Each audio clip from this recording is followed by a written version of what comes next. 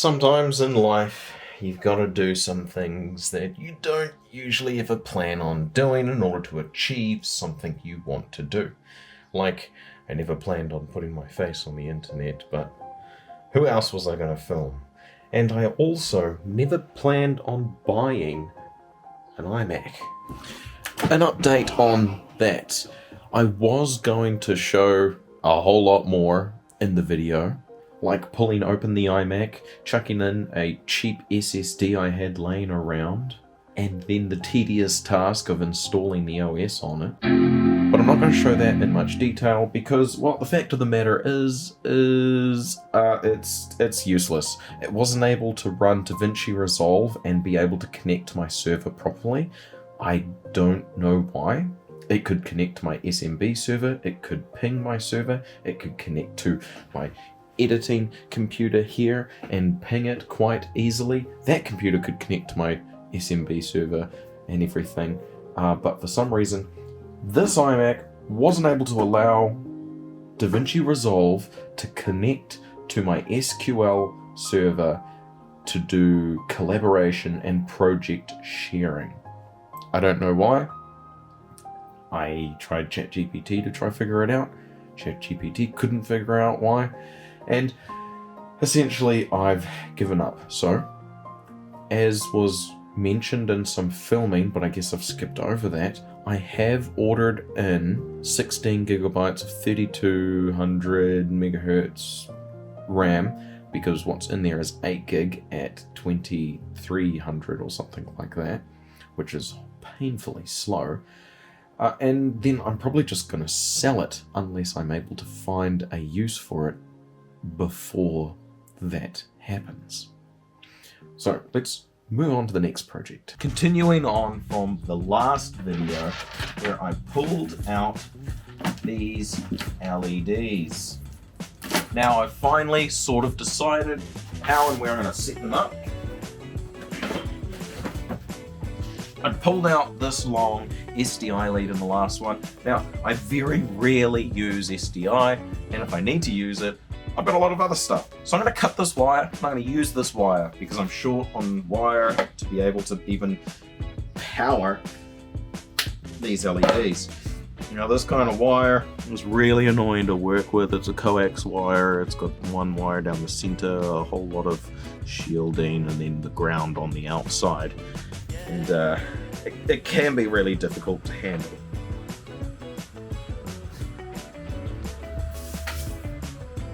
Alright, I've run it out, and I've figured out exactly how long the whole strand is going to be. So here's the very last one. So I'm going to cut this here. Usually I wouldn't do this sort of cut, but I'd rather have more length here than on here. Oh. Here's my face, and now I can find the middle. And with the middle known, I'll take a measurement of this area here and mark down where I'm going to start. I'm going to start from the middle and work my way out to try and make things as even as possible. Only issue I have is if I've got a little too much tension on one part, it may stretch something somewhere maybe, and that'll make things a little more difficult. Ideally I'll have a single in the middle, but it looks like I'll be starting with wire, which is also okay. I just thought it would be a little bit different. With the middle sorted out, I will now solder on this wire, which will be the power supply wire. Will I solder it on now? I could see in the future that could make things really difficult.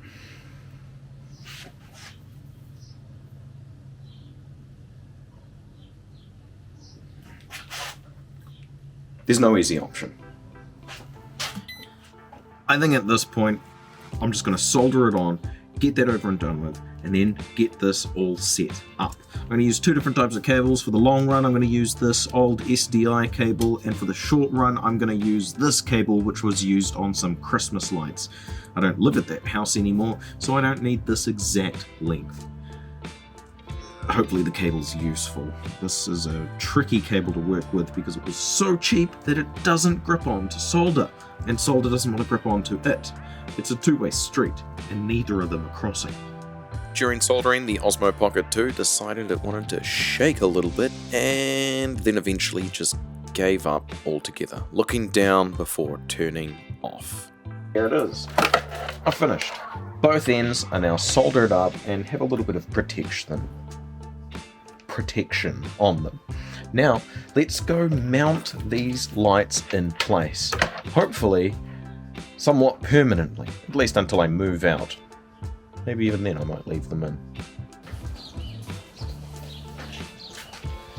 Now, as anyone in construction will tell you, if it looks and feels right, that's probably fine. So, based on looks and feels,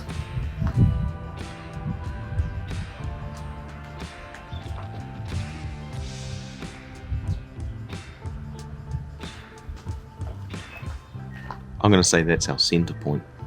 Because I didn't trust the cheap double-sided sticky tape that came with them, I decided that I was going to hammer all of them in with some little photo frame nails. They're really small nails that are probably made for photo frames.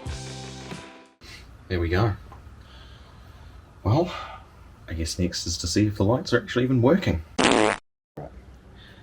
There they are, lit up again. So let's have a better look at this and see how it looks with the door closed.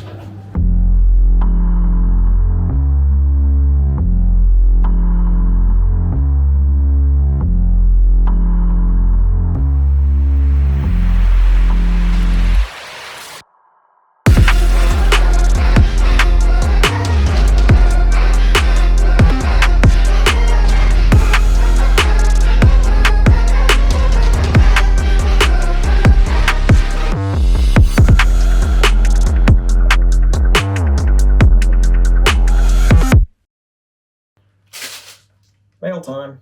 Got the classic package in a package. Oh. A very small amount of wire in here. That was probably just something in order to make the package fill out.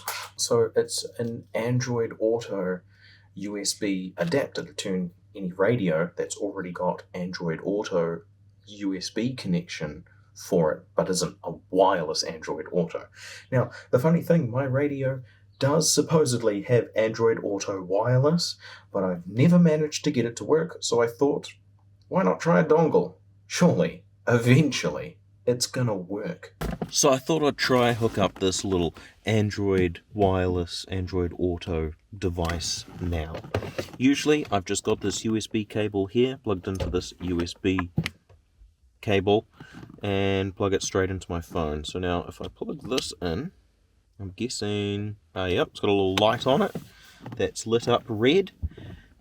And now let's try, oh, it's flashing, checking Bluetooth. Here we go, smart box. Let's click into pair with it. Connecting, connected. Android Auto.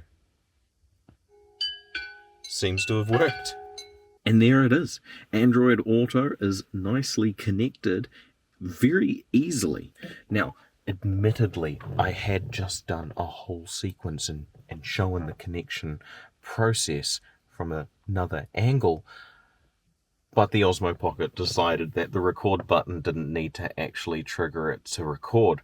But it's connected and it's working, and I think I'm going to leave that dongle in there and use Android Auto from here on out. I'm surprised at how quick and easy the connection was. It was literally, as the post said, you just connect to it via Bluetooth, make sure your Wi-Fi is turned on, it does the rest, and it just connects.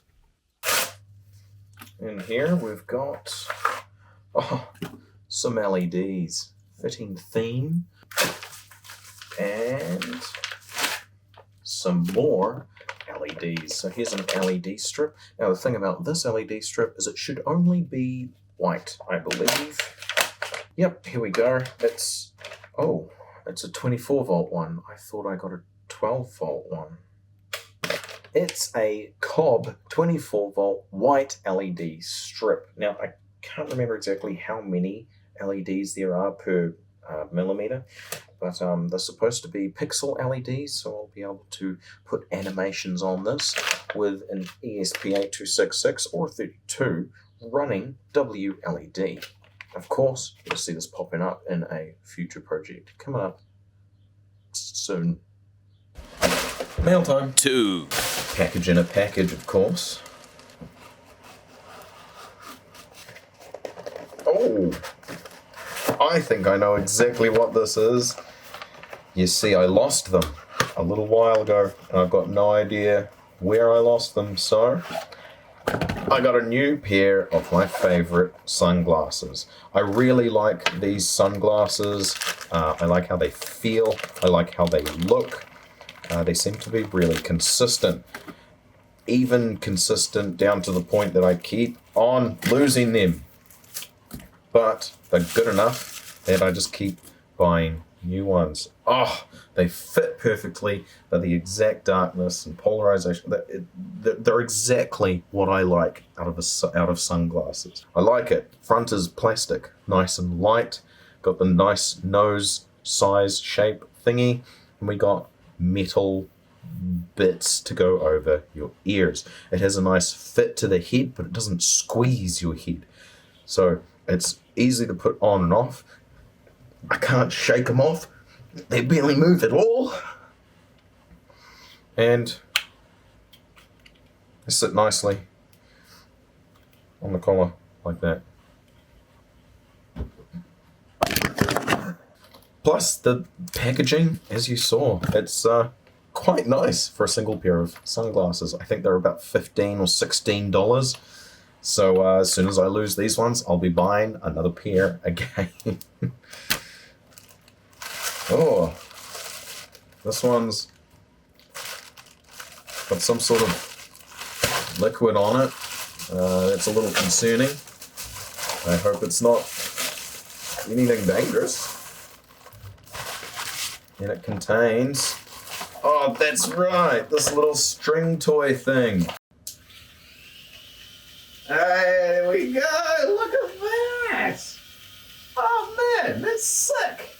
Super basic and simple construction, but a great demonstration of physics. I love it. I love it. Absolutely fantastic. Can do some cool things. This is one of those toys that is just seriously cool and incredibly simple. All it is, we've got a little UV light right here. We've got this string, which is just a round loop that sticks together. We've got an on and off button here, USB port on the back, batteries in here, and how else is the construction? In here, you got these two rubber car toy wheels, which spin like that, which is what pulls the string through. And I'm guessing there's at least one motor in here, maybe two if it was a fancy one. And that's it. And so just with that momentum and force of the string going around and going through there, it perpetuates the string being able to sit in a specific pattern, as you may or may not be able to see. And I can adjust it slightly. I can push it to the side. It really affects its performance, but you can do some cool things. That is it feels like it shouldn't work. That's not how things move. You can't move things like that in real life. No, rotate. You can hear when the motors start to struggle a little bit because I've turned it a little bit too much. Ideally, you want to be on the right angle. Woo! Okay, I could stand there and play with this for hours on end, but let's move on to the next thing in this little unboxing. a grabby claw clamp thing. This is super useful to allow me to mount things to poles and stuff. So I can use that, tighten it on. Then I got the 1/4" mount here. Great, adding that into the camera kit. The package in a package in a package, of course.